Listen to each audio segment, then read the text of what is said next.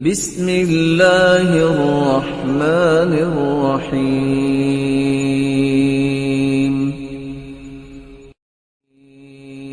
کچھ مستحب روزے ہیں۔ مستحب روزے سے مراد کیا ہے؟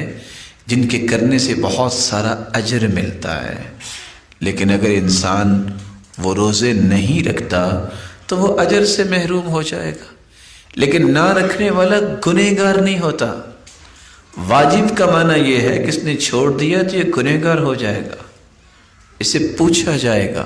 اور خصوصاً رمضان کے روزے رکھے اور رمضان کے روزے کا اگر انکار کرتا ہے، رکھتا نہیں، وہ تو مسلمان بھی نہیں رہے گا۔ مستحب روزوں میں سے کون سے روزے ہیں؟ شوال کے 6 روزے یہ مستحب ہیں۔ سیدنا ایوب رضی اللہ تعالیٰ عنہ سے مروی ہے، صحیح مسلم کی روایت ہے 2750، صحیح الجامع 2327۔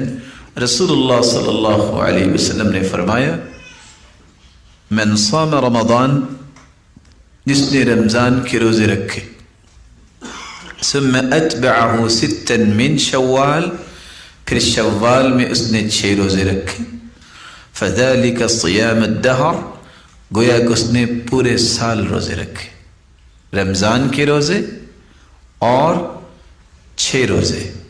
کیسے یہ پورے سال کے روزے بنے؟ والحسنۃ بعشر امثالها، ایک نیکی 10 گنے اس کے ثواب ملتا ہے۔